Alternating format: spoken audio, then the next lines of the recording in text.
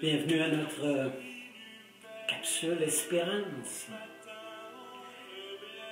Dans ce pays qui est le tien, comme je voudrais porter ton nom, comme je voudrais que tu sois connu, que tu sois aimé, qu'on te découvre, qu'on découvre ton visage, Jésus, ton visage du Père et la force de l'Esprit dans nos vies. Alors, ce matin, nous nous inspirons, c'est la fête de François de Laval, imaginez-vous donc. Alors, la démarche aujourd'hui, on ne parlera pas beaucoup de François de Laval, mais vous savez, de ces gens qui ont inspiré, qui sont venus nous porter l'Évangile, qui sont venus défricher notre terre, qui en ont fait une terre ensemencée de lumière, de beauté, de grandeur. Ce matin, je m'inspire d'un texte. Alors, en Saint Matthieu, c'est au chapitre 22, versets 1 et suivants. Le festin nuptial. Quand les gens sont partis de la France et qu'ils sont venus ici jeter le semence de l'Évangile dans le champ des nôtres, alors avec les autres fondateurs de l'Église canadienne, alors qu'on fête, c'est ainsi, Sainte Marie, Sainte Catherine de Saint-Augustin, là, cette semaine, Marie de l'Incarnation, la semaine dernière. Alors on s'inspire de ces gens au cœur de feu, avec une passion dans le cœur, avec un don de leur vie incroyable. Traverser l'océan pour venir ensemencer ici le cœur de foi, d'espérance. Or, ce jour-là, Jésus se mit à leur raconter une parabole. Il en va du royaume des cieux comme un roi qui fit un grand festin de noces pour son fils. Il envoya son serviteur, appelé à la noce, les invités. Eux ne voulaient pas venir.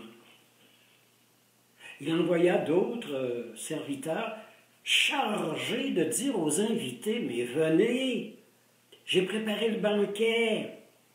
Les taureaux, les bêtes grasses sont égorgés. Tout est prêt.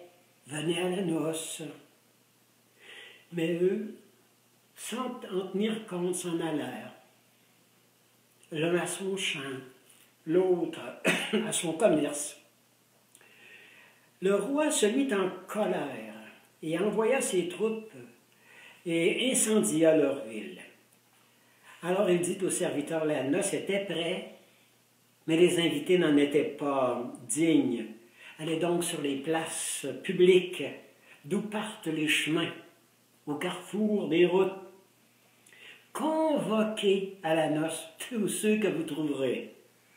Alors ils s'en allèrent sur les chemins, rassemblèrent tous ceux qu'ils trouvèrent, bons ou mauvais. La salle fut comblée, remplie de convives. Et il entra pour regarder les convives. Le roi s'aperçut un homme qui ne portait pas le vêtement de noces. « Mon ami, lui dit-il, comment tu es entré ici sans avoir le vêtement de noces? » Celui-ci resta muet. Alors le roi dit au serviteur, « Jetez-le les pieds et mains liés dans les ténèbres dehors. Là seront les pleurs et les grincements de dents. Certes, la multitude est appelée, mais peu sont élus. » Pour nous mettre dans le contexte touchant, bouleversant de ce repas que Jésus veut nous offrir, il nous veut être en amour, il nous veut être heureux, il nous veut, les familles, là, il nous veut que la vie goûte bon, il nous veut épanoui, il nous veut que nos vies réussissent. Et c'est de ça dont il est question aussi dans cet évangile-là. pour nous mettre en marche. Je ne peux pas ne pas vous lire un texte paru cette semaine dans la presse, Yves Boisvert. Alors, il est allé voir une communauté de religieuses, les sœurs missionnaires de l'Immaculée Conception. Nous en avons ici à Québec, à Laval. Alors, il a rencontré leur supérieur provincial, Michel Payette. Alors, il parle d'une des religieuses de la communauté qui est Suzanne Labelle. Alors, on raconte comment sa supérieure, la première question qu'elle lui a posée pour savoir quels étaient ses rêves, ses désirs, où voulez-vous aller? Et l'autre qui lui répond, envoie-moi chez les plus pauvres, les plus miséreux, ceux qui sont dans le plus grand besoin. Sœur Labelle, elle est allée à la faculté de théologie pour faire ses cours, et on l'a refusé parce que c'était ce lieu-là, ce grand séminaire-là, était réservé pour ceux qui voulaient devenir prêtres. Elle a été refusée en théologie. Alors elle a décidé de faire son cours de médecine. Presque par accident, hein?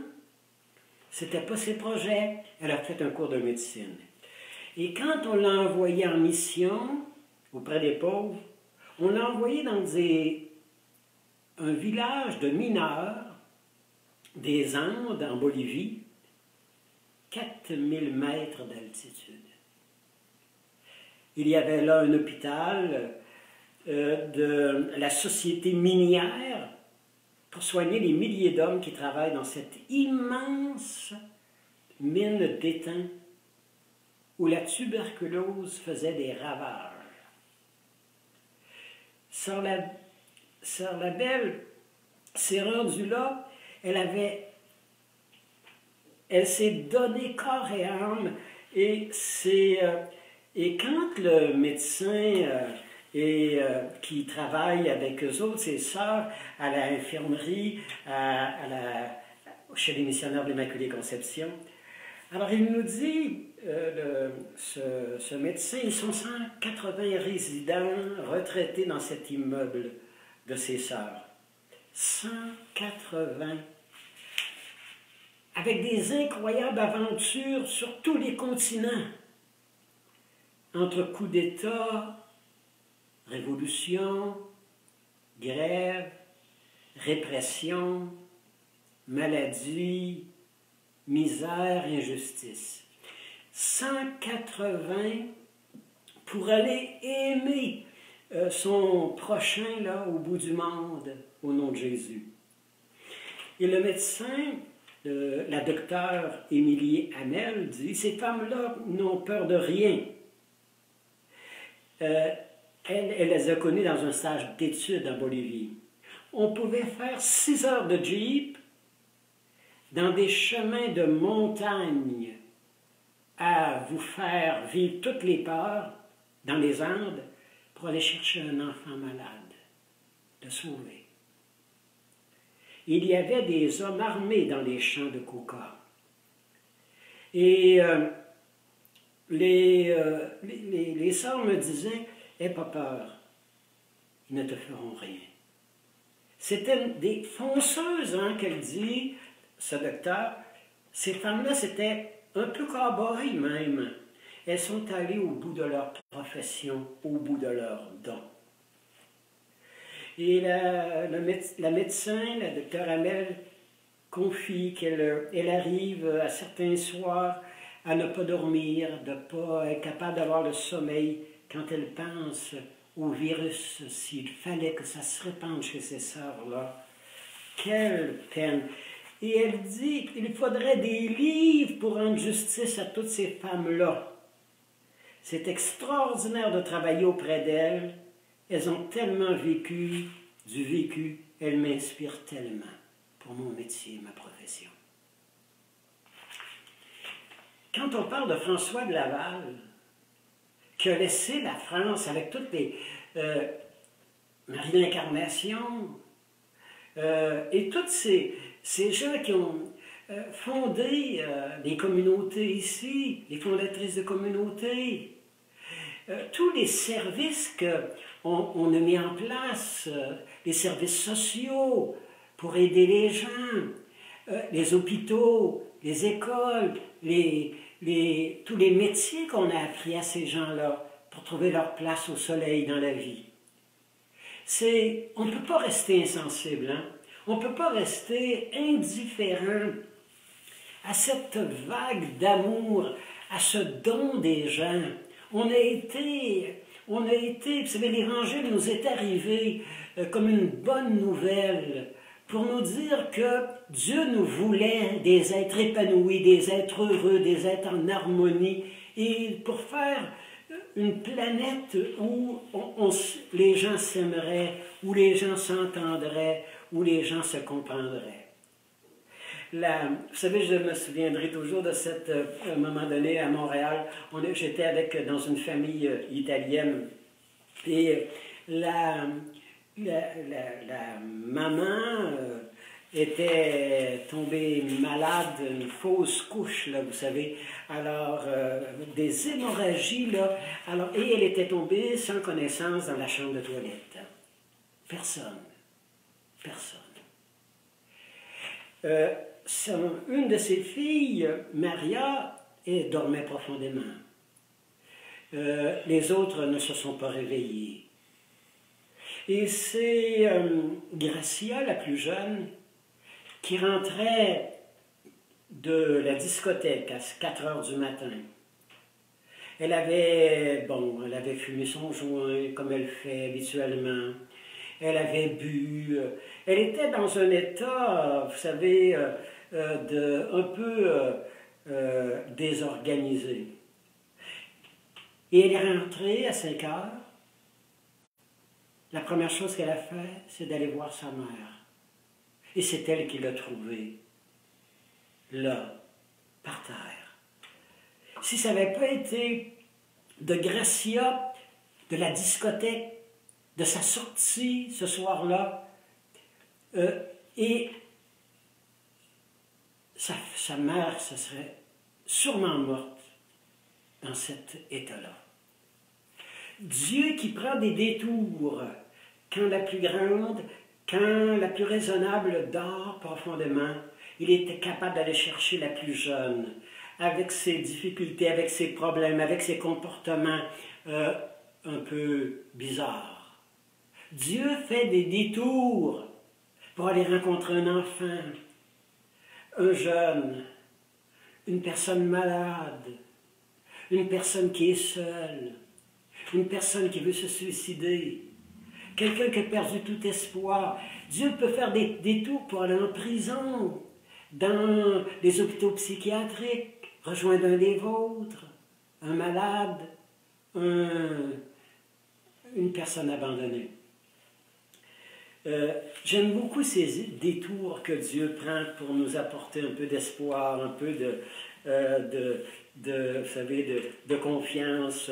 Alors, cet évangile aujourd'hui où Jésus dit « Je vous ai préparé un festin, je veux vous voir à la noce, je veux vous voir avec des airs de sauvés, non pas des airs de gens abattus, qui n'ont pas de Dieu, qui ne sont pas aimés, mais des gens qui se savent d'une beauté, d'une richesse incroyable. Et Dieu qui a fait un repas, et les gens qui ne veulent pas venir, on est tellement engagés. On va retourner au travail, là, voyez-vous. Le confinement va finir là, bientôt. Alors, et on va retourner au travail. On va être obligé de reprendre le temps perdu. Alors, on va avoir encore... Vous savez, on n'a pas tellement le temps là, pour la parole, pour l'amitié, le partage. Alors, allez, vous savez, je ne sais pas si vous êtes comme moi, mais je trouve ça dur, le temps de confinement. Je trouve ça dur. Bon, je me rends compte que des fois, avant ça, alors, mais j'ai besoin des gens, j'ai besoin de rencontrer, j'ai besoin de partager. Alors, c'est à l'intérieur de nous autres. Alors, Jésus qui invite à la table et les gens qui se donnent des raisons là, pour ne pas être là. Oh, j'aime beaucoup, hein? J'aime beaucoup ce jeune qui était à la... Alors, ils sont allés chercher les gens sur la rue, hein? Ils sont allés chercher les gens qui étaient à ne rien foutre de leur temps. Et il y avait quelqu'un qui était mal, qui n'avait pas un habit de noces. Il n'était pas prêt pour la fête. Alors, et pas un mot qui sort de sa bouche. Et le maître lui dit, mais qu'est-ce que tu fais à la noce? Tu n'es pas habillé, tu n'es pas vêtu. Et on dit que la parabole dit que le maître va attacher les mains et les pieds de cet homme mal vêtu. Il va le lancer alors dans les pieds et mains liés dans le vide. C'est touchant, hein? Il y a les pieds et les mains liés, mais il n'y a pas la bouche fermée, il n'y a pas la bouche fermée. Alors il peut crier, il peut appeler au secours, et il peut regarder les gens qui pourraient l'aider. Vous savez, le mal vêtu, le mal habillé, celui qui n'était pas dans le décor, c'était pour que les autres lui donnent la robe de noces. C'était pour que les gens qui étaient là puissent l'habiller. C'était pour que les gens qui étaient là, alors que lui qui était sans moyens, qui était comme désemparé, que les gens lui ouvrent les bras, que les gens le portent sur ses épaules, que les gens lui mettent le plus bel habit qu'il n'y a pas. La parabole, c'est pour nous dire, laissez-les pas tout seuls, laissez-les pas seuls. Et le maître va dire, la salle du repas était bondée de monde. Et malgré que la salle était bondée de monde, il y en avait un qui manquait. Et c'est celui-là pour lequel le maître était préoccupé. L'espérance, hein? Et je nous laisse avec une très belle prière que j'aime bien. Élargis l'espace de mon cœur. Mon cœur doit avoir encore de la place pour un autre, et pour deux autres, pour 10, pour 20. Tout au fond de moi, Seigneur, tu as apprêté un repas de noces. Tu m'as chargé de remplir la salle de convives. Je suis donc sorti pour inviter à la table de mon cœur des amis, la famille, des gens de la rue. Mais au maître, il restait encore de la place. J'avais de la place libre dans mon cœur pour en accueillir d'autres. Tu m'as confié des gens de mon quartier et tu m'as envoyé là auprès des jeunes, des malades, des itinérants. Et tous ont trouvé place dans mon cœur, ô maître. Et il en reste encore de la place pour en accueillir encore l'autre qui n'est pas visité, l'autre qu'on ne rencontre pas. Tu as élargi ma prière aux dimensions du monde et dans ma détresse, j'ai vu des regards, j'ai vu des appels. Il restait toujours de la place, toujours plus de place pour faire encore accueillir d'autres gens qui sont dans le besoin. Écoutons le chant qui nous invite à ce partage, à mettre la table, à donner un repas, de faire connaître le bonheur, la joie d'être ensemble.